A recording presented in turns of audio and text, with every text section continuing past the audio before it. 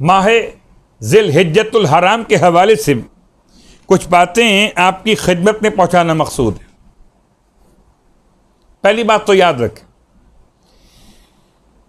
کہ پروردگار عالم نے اس مہینے کو محترم مہینوں میں شامل کیا۔ اس مہینے کو اور خاص پہلے 10 دنوں کو قرآن میں کن مقامات پہ کس طرح یاد کیا گیا؟ تو تقریباً 4 آیتوں کا حوالہ۔ پہلی آیت جو آپ کے علم میں سورہ مبارکہ کہ جہاں پر پروردگار عالم نے قسم کھائی والفجر ولیال عشر، قسم ہے وقت فجر کی اور قسم ہے 10 راتوں کی۔ یہ 10 راتیں ماہ رمضان کا آخری عشرہ، ایک قول مفسرین کا، 10 راتیں ماہ محرم الحرام کا پہلا عشرہ، دوسرا قول، 10 راتیں ماہ ذی الحجۃ الحرام کا پہلا عشرہ۔ تو پہلا مقام قرآن مجید میں پروردگار نے قسم کھائی ولیال عشر، تو دنوں کی یاد ان کے راتوں کی نسبت کے اعتبار سے۔ دوسرا مقام سورہ مبارکہ البقرہ، آیت کا نشان 203، وَاذْكُرُوا اللَّهَ فِي أَيَّامٍ مَعْدُودَاتٍ۔ معدودات یہ جملہ مخصوص استعمال ہوا، ایام گنتی کے، معدودات۔ اس میں بھی روایت کی روشنی میں اس سے ایک مراد یہ بھی کہ ماہ ذی الحجۃ الحرام کا پہلا عشرہ، اللہ کو یاد کیجئے ان مخصوص گنے چنے دنوں میں۔ سورہ بقرہ، ویسے تو حج کے حوالے سے اس کا ربط موجود ہے۔ سورہ بقرہ میں ایک اور مقام، آیت کا نشان 197، 197 نمبر کی آیت، الحج اشہر معلومات، مہینے کے لحاظ سے معلومات۔ یہ 3 مہینے حج کے،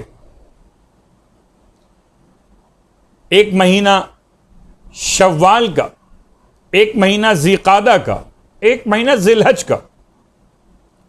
تو اگر شوال اور ذی قعدہ اشہر و معلومات میں ہیں، بدرج اولا ذی الحج تو اشہر معلومات میں، الحج اشہر معلومات۔ سورہ بقرہ آیت نمبر 197۔ تیسرا مقام۔ چوتھا مقام، یذکر اسم اللہ فی ایام معلومات، سورہ حج آیت کا نشان 28، اللہ کا نام لو، اللہ کے نام کا ذکر کرو، اللہ کو یاد رکھو، فی ایام معلومات۔ تو ایام معلومات عشرہ ذی الحج کا پہلا، اشہر معلومات ذی الحج خود پورا مہینہ، فی ایام معدودات یہ 10 دن روایت کی روشنی میں، اور اس کے علاوہ 10 راتیں، اور اس کے علاوہ 5واں مقام بھی آپ لے سکتے جہاں فذکرہم بایام اللہ، اور یاد دلاؤ ان کو اللہ کے دن، ایام اللہ۔ اور اس کے اعمال کی وضاحت میں جیسے کہ یہ رویت کے اعتبار سے جمعۃ المبارک پہلا جمعہ، اور رویت کے اعتبار سے جو پاکستان میں اعلان کیا گیا اس کے لحاظ سے یہ ذی الحج کی 2 تاریخ، پہلے عشرے میں پہلا جمعہ، 2 تاریخ نوچندی جمعہ، بڑی اہمیت، پہلے 10 دنوں میں شامل۔ اب ایک کتاب باقاعدہ لکھی ابو علی حسن بن محمد بن اسماعیل نے، کتاب کا نام کا کتاب عمل ذی الحج، 437 سنہ ہجرت میں لکھی گئی۔ سارے اعمال اور فضائل ذی الحج کے لکھے گئے، اس میں سے کچھ روایات پھر اعمال کا ثواب ربط مصائب سے پہلے. تو روایت پہلی اسناد کے ساتھ بیان کیا اس کتاب کے اندر کہ فرمان ختم یہ مرتبہ صلی اللہ علیہ وآلہ وسلم قال ما من ایام العمل الصالح فيها احب الى الله عز وجل من ایام العشر، یعنی عشر ذی الحجہ. میں جس کتاب سے روایت پڑھ رہا ہوں کتاب کا نام ہے کتاب اقبال الاعمال. فرماتے ہیں اللہ کے حبیب کہ عمل صالح انجام دیے جانے کے لیے اللہ کے نزدیک کوئی دن ذی الحج کے پہلے عشرے کے برابر محبوب نہیں ہے. اللہ اکبر. کوئی دن محبوب نہیں ہے عمل صالح کے ایام کے طور پر جو ان 10 دنوں سے زیادہ ہوں اللہ کے نزدیک. احب محبوب ترین ہے اللہ کے نزدیک یہ 10 دن. روایت کے ساتھ ساتھ دوسری روایت ختمی مرتبہ صلی اللہ علیہ وآلہ وسلم فرمایا قال ما من ایام ازکا عند اللہ. ایک احب ایک ازکا. ازکا تزکیے والے دن نہیں ہیں ایام ازکا اللہ کے نزدیک ولا اعظم اجرن اور نہ ہی ہیں زیادہ عظیم اجر والے من خیر من عشر الاضحیٰ 10 دن ذی الحج کے پہلے ان دنوں کے اعتبار سے. یعنی کہ ابھی 2 روایات میں سوال کیا راوی نے، بات واضح ہے ایام احب الی اللہ، ایام ازکا الی اللہ، ایام اعظم اجرن الی اللہ. اس سے بہتر نہیں ہے 10 دنوں سے بہتر کوئی ایام. نہ سوال کی روشنی میں اللہ کے حبیب سے پوچھا گیا یا رسول اللہ ولل جہاد فی سبیل اللہ، کیا جہاد بھی اس سے بہتر نہیں ہے؟ فرمایا ولل جہاد فی سبیل اللہ الا رجل خرج بنفسہ ومالہ فلم یرجع من ذلک بشیء، سوائے ایسے جہاد کے جس میں اپنی جان اور مال کے ساتھ وہ خروج کرے اور پلٹ کے واپس نہ آ سکے. ایک عام جہاد اس سے بھی افضل ہے یہ 10 دنوں کی عبادت، عمل صالح اور تزکیہ اختیار کرنا. وکان سعید بن جبیر، اور سعید ابن جبیر اذا دخل ایام العشر، جب یہ 10 دن شروع ہوتے تھے، اجتہادا شدیدا، بہت زیادہ عبادت میں محنت کرتے تھے. حتی ما یکاد یقدر علیہ، کہ کسی اور دنوں پر ایسی محنت نہیں کرتے تھے. اب ان پہلے 10 دنوں کے اعمال پر ایک خلاصہ، وہ نماز جو آپ کے علم میں مشہور ہے، پہلے عشرے کی نمازوں میں سے خاص نماز مغرب اور عشاء کے درمیان پڑھی جاتی ہے، نماز ووعدنا موسیٰ 30 لیلۃ. اس نماز کا ثواب فَإِذَا فَعَلْتَ ذَلِكَ شَارَكْتَ الْحَاجَّ فِي ثَوَابِهِمْ وَإِن لَمْ تَحُجَّ. اگر کوئی انسان اس نماز کو پڑھے تو حج کرنے والوں کے ثواب میں شامل ہو جائے اگرچہ خود حج پر نہ بھی گیا. اب اگر اس مہینے کے اعمال کے لحاظ سے کچھ اور اعمال کے بارے میں بات کی جائے، جن میں سے تحلیلات اور وہ جو ہدیہ جناب عیسیٰ ابن مریم علیہ السلام کی خدمت میں ہوا، اور اس کے علاوہ امام جعفر صادق علیہ السلام کی مخصوص دعا، تو آئیے چند باتیں آپ کی خدمت میں اس لحاظ سے بیان کر دی جائیں کہ بہرحال تاریخی اعتبار سے ذی الحج کی پہلی تاریخ آپ منا چکے، شہزادی کے عقد کی تاریخ، ایک روایت کے لحاظ سے ابراہیم علیہ السلام کی آمد کی تاریخ، ایک روایت کے لحاظ سے ابراہیم علیہ السلام کو خلیل بنائے جانے کی تاریخ، اور اس کے ساتھ ساتھ مولا کائنات علی ابن ابی طالب علیہ السلام کی دست مبارک سے سورہ برات کی تبلیغ کا حوالہ۔ لیکن مولا کائنات علی ابن ابی طالب علیہ السلام کی بارگاہ مقدس سے تحلیل پڑھے جانے کا پیغام شروع کے 10 دن ماہ ذی الحج کے، لا الہ الا اللہ عدد اللیالی والدہور الی آخر۔ ارشاد فرمایا مولا نے کہ جو شخص بھی ان اعمال کو انجام دے، اعطاہ اللہ عز وجل بکل تحلیلۃ درجۃ فی الجنہ، ہر ایک لا الہ الا اللہ کے عوض میں پروردگار عالم اس کے درجات کو جنت میں بلند کرے گا، درجہ اسے عطا کرے گا۔ من الدر والیاقوت، جو موتیوں اور یاقوت سے سجا ہوا ہوگا، اور ان ہر دو درجوں کے درمیان 100 سال کا فاصلہ،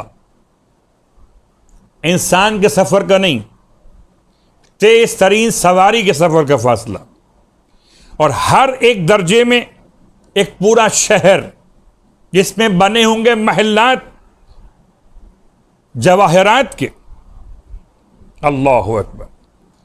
اور یہ تمام کے تمام شہر ان خاص شہروں میں جو عطا کیے جائیں گے ان تحلیلات کے پڑھنے والوں کے لیے، اور جب یہ اپنی قبر سے نکلے گا ان تحلیلات کو پہلے عشرے میں پڑھنے والا، تو اس کے لیے پروردگار عالم اس کے ہر بال کے بدلے میں ایک نور قیامت میں عطا فرمائے گا، اور 70,000 ملائکہ اس کو اپنے گھیرے میں لیے ہوئے جانب دروازے جنت چلیں گے۔ عظیم عطا ہے، بہترین نعمتیں ہیں کہ جو اگر انسان توجہ کرنا چاہے کہ کس طریقے سے ثواب عطا کیا جائے گا تحلیلات کا، تو آپ کی خدمت میں بیان کر دیا گیا۔ اس کے علاوہ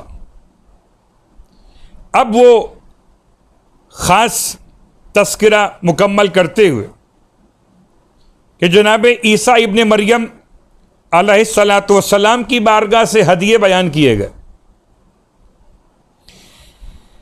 کہ ان کی تلاوت بھی انسان اگر کرے پہلے عشرے میں، بہترین عبادت کا ثواب، کیونکہ تفصیل کا وقت نہیں ہے، پھر کسی اور موقع پر انشاءاللہ اس بات کو مکمل کریں گے کہ پروردگار عالم کی بارگاہ سے کیا کچھ عطا کیا جائے گا پڑھنے والوں کے لیے۔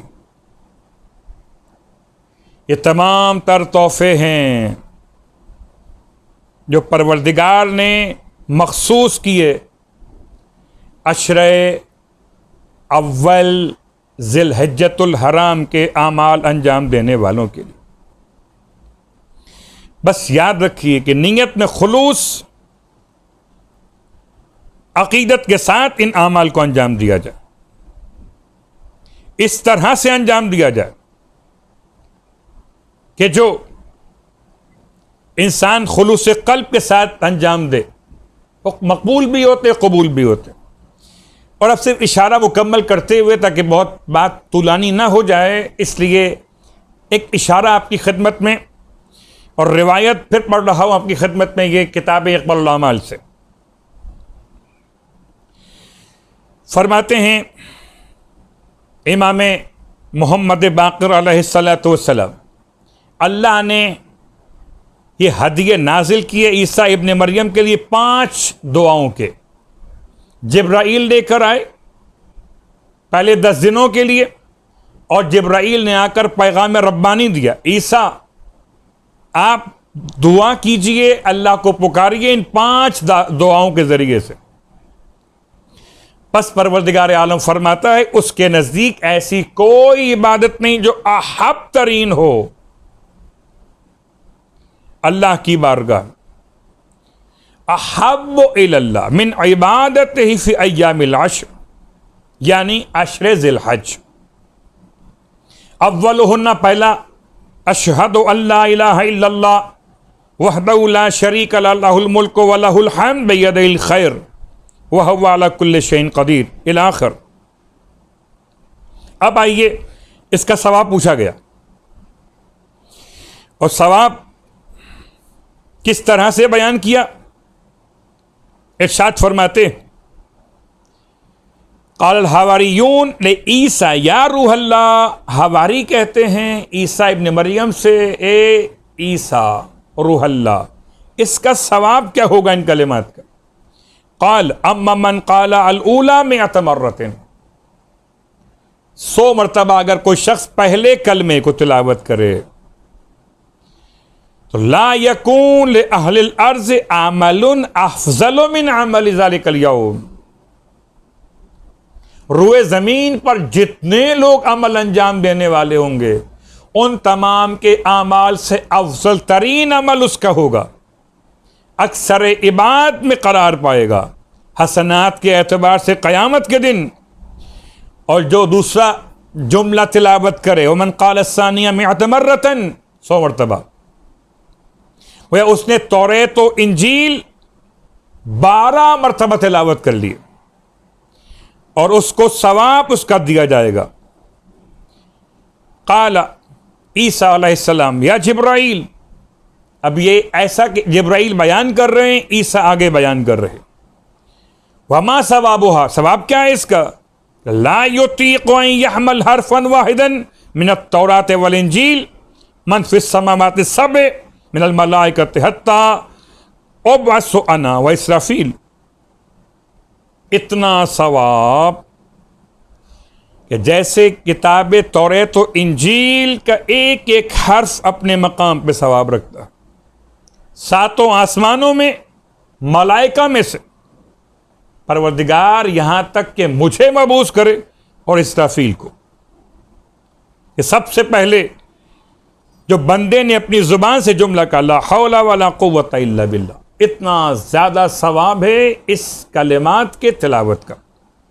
ومن قال ثالثا 100 مرۃ، اور جو تیسرے کلمے کی تلاوت کرے، تیسرا وہ جملہ ان 5 دعوت دعاؤں میں سے، تو پروردگار عالم اس کے لیے 100 مرتبہ لکھتا ہے، بلکہ بعض علماء نے وضاحت کی کہ نہیں، 10,000 10,000 مرتبہ مالک اس کے لیے نیکیاں لکھے گا، 10,000 گناہ اس کے مٹا دے گا، 10,000 نیکیاں لکھے گا، 10,000 گناہ مٹا دے گا، اور 10,000 اس کے